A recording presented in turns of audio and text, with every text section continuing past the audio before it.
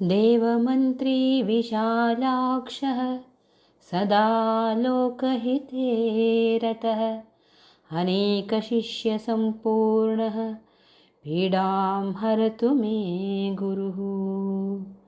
ಶ್ರೀಗುರುಭ್ಯೋ ನಮಃ. ಪ್ರಿಯ ವೀಕ್ಷಕ ಬಂಧುಗಳೇ ನಮಸ್ತೆ. ನಿಮಗೆಲ್ಲರಿಗೂ ಗೊತ್ತಿರೋ ಹಾಗೆ ಗುರುಗ್ರಹರು ಮೇ 14ರಂದು ರಾತ್ರಿ 9:48 ವೃಷಭ ರಾಶಿಯಿಂದ ಮಿಥುನ ರಾಶಿಗೆ ಪ್ರವೇಶಿಸ್ತಾರೆ. ಇದರಿಂದ ಜಾಗತಿಕವಾಗಿ ಆಗತಕ್ಕಂತಹ ಕೆಲವು ಪರಿಣಾಮಗಳ ಕುರಿತು ಹಿಂದಿನ ವಿಡಿಯೋದಲ್ಲಿ ಹೇಳಲಾಗಿದೆ. ಅದಕ್ಕೆ ಇನ್ನೊಂದಿಷ್ಟು ಸೇರ್ಪಡೆ ಮಾಡೋದಾದರೆ, ಚಿನ್ನದ ಬೆಲೆಯಲ್ಲಿ ಇಳಿತ ಆಗ್ತಾನೆ ಇರುತ್ತೆ. ಸಾಂಕ್ರಾಮಿಕ ರೋಗಗಳು, ಯುದ್ಧ ಭೀತಿ, ರಕ್ತಪಾತ, ರಾಷ್ಟ್ರ ರಾಜಕಾರಣದಲ್ಲಿ ಮಹತ್ತರ ಬದಲಾವಣೆಗಳು ಉಂಟಾಗುತ್ತೆ. ಹಾಗೆಯೇ ಈಗ ಗುರುಗ್ರಹದ ಸ್ಥಾನ ಬದಲಾವಣೆಯ ಪರಿಣಾಮ 12 ರಾಶಿಗಳ ಮೇಲೆ ಕೂಡ ಖಂಡಿತ ಆಗೇ ಆಗುತ್ತೆ. ಅದರ ಬಗ್ಗೆ ಈಗ ನೋಡ್ತಾ ಹೋಗೋಣ.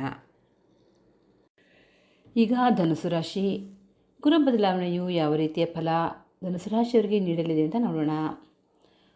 ಅವಿವಾಹಿತರಿಗೆ ಕಂಕಣ ಬಲ ಕೂಡಿ ಬರುತ್ತೆ. ಕಲಾವಿದರಿಗೆ ಒಳ್ಳೆಯ ಸಮಯ, ಹೀಗಾಗಿ ಇದರ ಸದುಪಯೋಗನ ಪಡ್ಕೊಳ್ಳಿ. ಇನ್ನು ಪತಿ ಪತ್ನಿಯರ ನಡುವೆ ಭಿನ್ನಾಭಿಪ್ರಾಯ ಉಂಟಾಗುತ್ತೆ. ಈ ಸಂದರ್ಭದಲ್ಲಿ ಯಾವುದೇ ಆತರದ ನಿರ್ಧಾರ ಕೈಗೊಳ್ಳದೆ ತಾಳ್ಮೆಯಿಂದ ಇರಿ. ಯಾವುದೇ ತೀರ್ಮಾನಕ್ಕೆ ಬರುವ ಮುನ್ನ ನಿಮ್ಮ ಹಿರಿಯರೊಡನೆ ಸಮಾಲೋಚನೆ ನಡೆಸಿ. ಇನ್ನು ಪ್ರಯಾಣ ಕೈಗೊಳ್ಳುವ ಮುನ್ನ 10 ಸಲ ಯೋಚಿಸಿ. ಯಾಕೆಂದರೆ ದೂರ ಪ್ರಯಾಣದ ವೇಳೆ ಮಾರ್ಗ ಮಧ್ಯದಲ್ಲಿ ಬಹಳ ತೊಂದರೆಗೆ ಸಿಲುಕುತ್ತೀರಿ. ಕಠಿಣವಾದ ಅನಾರೋಗ್ಯದಿಂದ ತೀವ್ರ ದುಃಖ ಪಡಬೇಕಾಗಿ ಬರುತ್ತೆ. ಎದ್ದು ಬಿದ್ದು ಗಾಯ ಮಾಡಿಕೊಳ್ಳೋದು, ತರಕಾರಿ ಹೆಚ್ಚುವಾಗ, ಭಾರಿ ಗಾತ್ರದ ಸಾಮಾನು ಇಳಿಸ್ಕೊಳ್ಳುವಾಗ ಗಾಯವಾಗಿ ರಕ್ತ ಸೋರಿಕೆ ಆಗ್ತಕ್ಕಂತಹ ಪ್ರಸಂಗ ಬರುತ್ತೆ. ಇನ್ನು ಸುಖ ಸುಮ್ಮನೆ ಹಣ ಖರ್ಚಾಗುತ್ತೆ.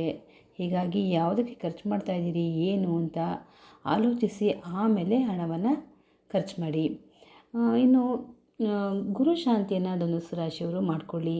ಅದಕ್ಕಾಗಿ ಗುರುಗ್ರಹ ಪೀಡ ಪರಿಹಾರ ಸ್ತೋತ್ರವನ್ನು ಹೇಳ್ಕೊಳ್ಳಿ. ಸ್ವಲ್ಪ ಕಡಲೆಕಾಳನ್ನು ಬುಧವಾರ ನೆನೆಸಿ ಗುರುವಾರ ನೈವೇದ್ಯ ಮಾಡಿ ಸೇವಿಸಿ. ನಿಮ್ಮ ಇಷ್ಟ ಗುರುವಿನ ದರ್ಶನವನ್ನು ಪಡೆದು ಬೆಲ್ಲವನ್ನು ಅರ್ಪಿಸಿ. ಒಳ್ಳೆಯದಾಗಲಿ.